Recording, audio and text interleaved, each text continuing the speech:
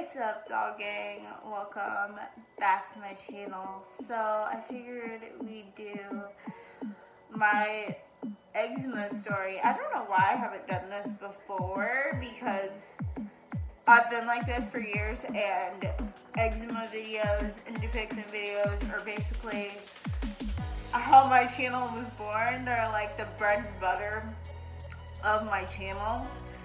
So I've always had eczema, but it was never this bad. I'm kind of like healing and stuff, so it's not as bad as it usually is right now, but okay, it started when I was 9, like 8 or 9, and then it was only on like places that don't even have it anymore, like here, the ditch of your elbow, on both sides, and then like behind your knees. That's where it was, and it stayed there, and it was fine, and nothing else bothered me for like 10, 11 years, and then for some reason when I turned like 19, 20, it just skyrocketed out of control. And honestly, it can be a number of things. It can be the way you're eating, stress. I think a big thing was stress, because I had just gotten a new stepmother at the time, and like we were cool. We had gotten along for like 2 or 3 years, and then the last couple, like it literally got to the point where we couldn't even be in the same room with each other. I would just like come over when she was at work at night. Like I'm not even gonna get into that situation, maybe in another video, I don't know, but I don't know if it was discussed from that. And also, like, I've had a cyber stalker for 3 years. Hi. And that whole situation, I think, is what triggered it because of the stress. And I'm I'm 103 pounds, I know, but I'm a very territorial and protective person, and Erin was pregnant, so I was like, hell no. And I did not care about like taking that bullet. Like I was like, no, like you are not gonna hurt my best friend. Like no. Like so I'll go into that in a different video, but like stress, and I don't know if it was getting to college, I don't know what it was, but it just started to get so bad where I think it started with like my hands first. Yeah, because that's why this. Can you guys see that? Scar, yeah. That's a scar.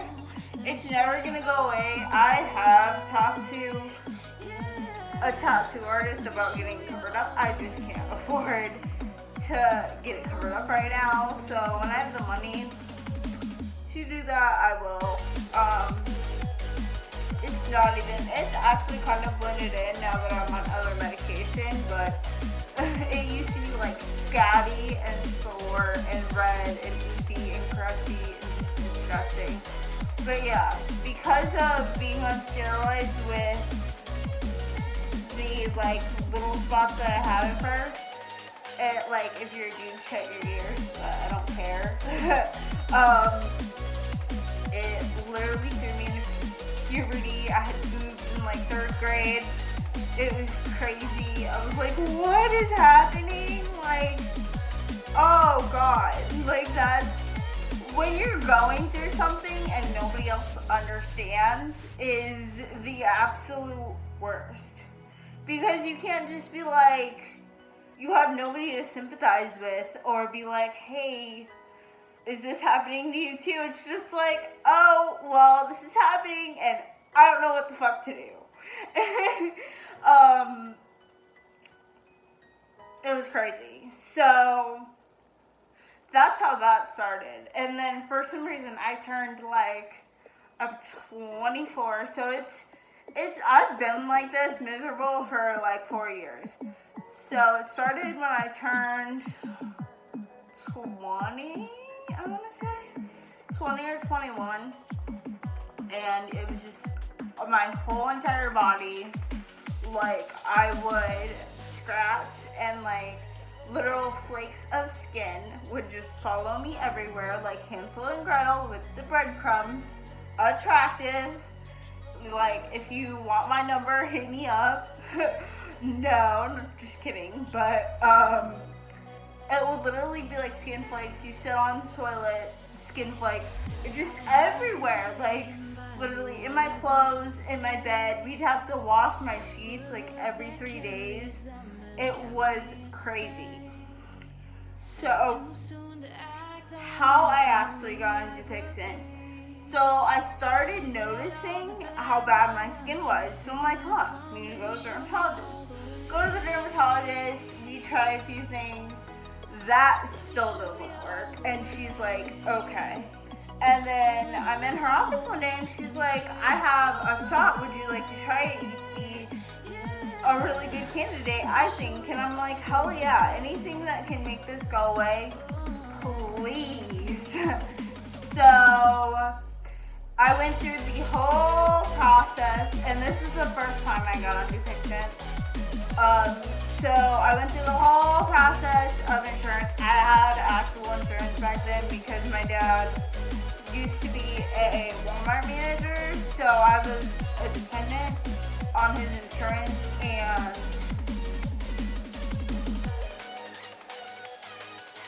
so I was able to actually have insurance and go to that dermatologist because that is like the bougie dermatologist. Literally, it's in a very, like, they don't know how to deal with Medicaid. It's in a very, very, like, upscale area. There's literally, like, Range Rovers and expensive-ass cars when you pull in the little parking lot. It's like, okay.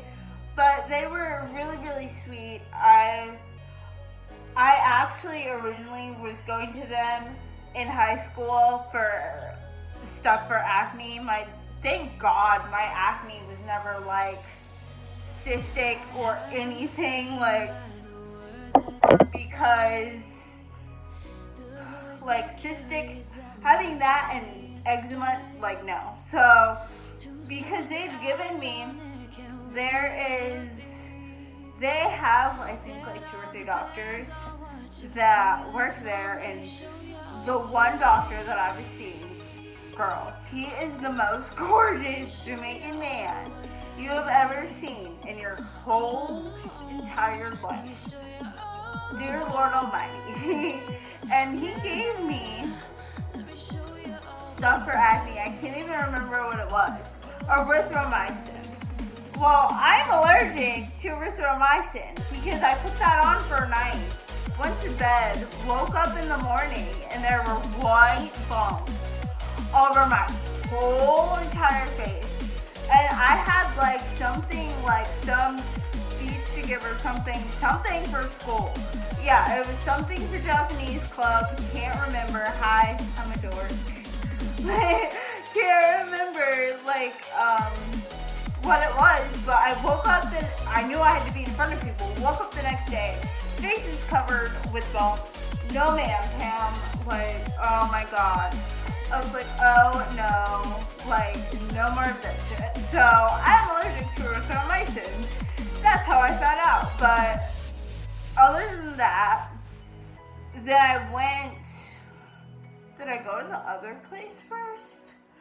Then I went back for the eczema stuff, and I started seeing, she's actually his assistant. She's actually not like a doctor yet, but she's his assistant. She's super sweet.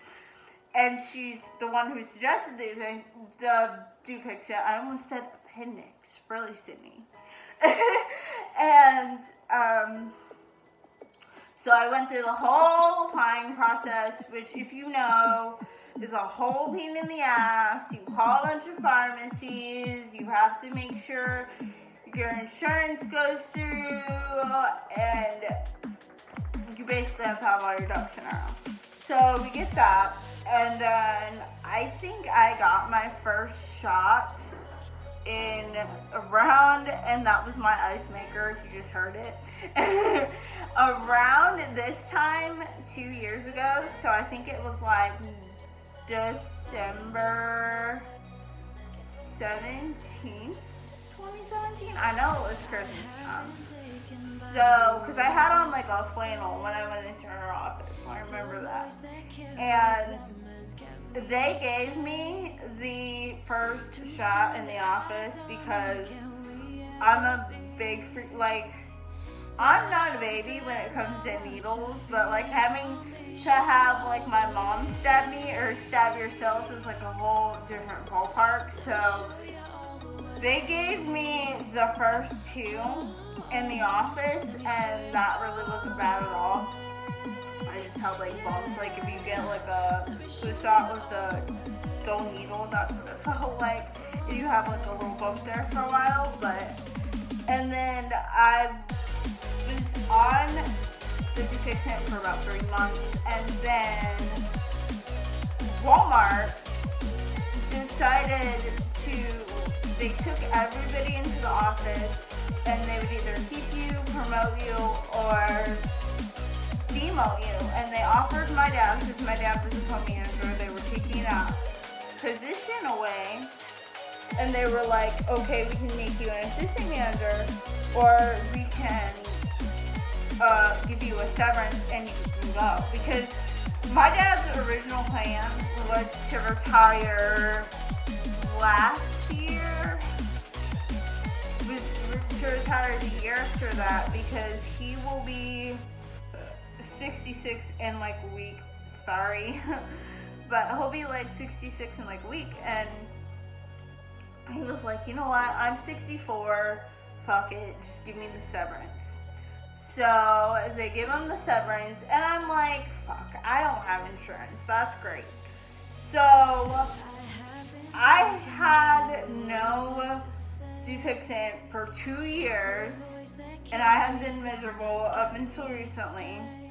And then, like, I don't know what made me do this, but I needed a primary doctor. And hi, if you do not know this, hi, I'm Cydney. I have mild cerebral palsy. I always leave the link to the playlist in the description box, and you can go watch my all about my disability video. Is in my tags playlist if you choose to and learn more about me.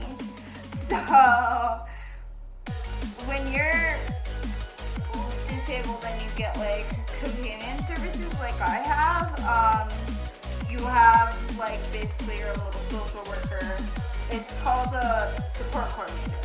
So I'm like, hey, can you find me a primary doctor? Because I haven't been to the doctor in a while. Like, going to the dentist is going to be my next adventure. I'm so not excited about it. I know my teeth are horrible. So she texted me back and she's like, yeah, I can find you a doctor. I asked her to find me a dermatologist. So I'm like, hey, well, I'm thinking about it. And then we found the dermatologist, and I went in, let me see, August 8th of this year. Yeah, it was Kay's birthday. Hi, Kay. August 8th of this year, and when I walked in, she was like, ew, like, you are bad. Because they took pictures, they do everything on iPads. So they took pictures of what I looked like before, and it's on the iPad with my chart. And she gave me a steroid shot in the butt when I went, and that really wasn't too bad. Everybody says that hurts. It like didn't hurt at all. I was just scared because I saw how long that needle was. That needle was probably about... It was huge. She set everything up in front of me. She was like, are you afraid of needles? I was like, no.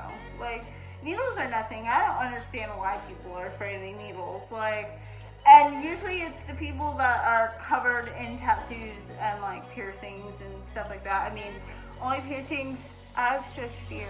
Hi. Like, you can't see them because they're hiding today, but... Like, that's it. Like, I want more. Like, if I had the money, I'd be covered. That's why I'm glad I don't, because I would be at the shop every weekend like, hey, like, let's get something new. Yeah, no. I don't know. I'm a jewelry hoard. Why am I like going all over the place? Okay. But anyway. So she gave me that shot. It was a steroid shot. And I came back. And she gave me this ointment. Tricyclone. She gave me this ointment. And she refilled my prescription for this oil because when I was waiting to get the Dupixent, she filled this for me. Medicaid agreed to pay for this because this is actually the name brand with the little like, it came with the little like thing to pour it out and everything. It just comes out, I don't know if you can see that. It just comes out clear. Like, it doesn't really look like nothing. It's not super greasy like that ointment is. That ointment is like medicated with Vaseline. You will be shiny for like an hour. It's crazy, but this is like good stuff. This is Derma Smooth. It's a prescription. Just looks like this. It's an oil, and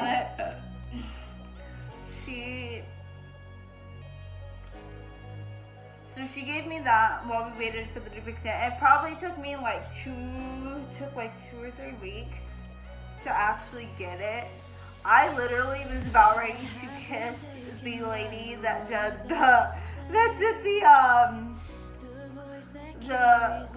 authorizations, because she was like, they gave me a run for my money. We had to keep putting it in and keep putting in because they kept denying it. And I was getting frustrated, and part of me is just like, fuck it. And then part of me is like, you don't want to be miserable, so you need to do this. Like, I don't know what gave me the motivation, but I was just like, you know what, Cydney? We can't be like this anymore. You've got to do this. And I got through it. And if you're going through the same stuff, like, you can get through this too. But beforehand, before all this stuff, oh my god, I'd be so miserable, constantly itchy. Fuck summertime, because you get a bug bite and it just, oh my god, those huge, like, pussy, attractive. Like, it's itchy and, like, you can't go swimming because it dry you out. Taking in a shower, like, literally, like, you can't even, like, relax into the shower because that dries you out as well. Because when you take a hot shower, it takes all the oils and the moistures out of your skin. So, like, my skin never was like this until after I graduated high school, which I'm like, thank God, because could you imagine? Like, I got bragged on enough just for being different and no one understanding. So, God forbid I have skin issues while I'm in high school. Like, thank God I got through school without this shit, because, yeah, kids aren't so nice. They are really not. What else? But yeah, like, my skin used to be beautiful. I'll put pictures if I remember. Like, I know myself and I forget everything. I'd literally forget my head if it wasn't, like, on my body. So, I don't know. But you can always go through my Instagram. I post old pictures all the time. Instagram is CYDTHEDOLL, all one word with an underscore. It'll be in the description box. And Snapchat, well, too, so follow me. You know. Okay, that was dorky. But, yeah. I don't know. It's just very, very painful. People don't think that this could be painful, but it is, like, just burning, like, pain, constant. I was miserable. Like, I don't want to say that I've thought about, like, committing suicide because of this, but you're just like, maybe life would be easier if I didn't have to deal with this. But no, like, like, I knew that I was gonna get through this, and like, I'm a strong freaking person. Like, I'm itty bitty, but I'm so strong, and I know I can do this. Like, I've been through way worse. I was like, Janine, you can do this. And I did. So, and like, you can too. And you guys can always message me. I don't care what time it is. I'm usually up most of the night anyway. So if you feel like you need somebody to talk to, or like you feel like no one else understands your situation, feel free to hit me up. So yeah, I think that is the end of this video. I can't think of anything else. I think I've said everything. So yeah, I love y'all, and I will see you in my next video. Stay true and stay weird.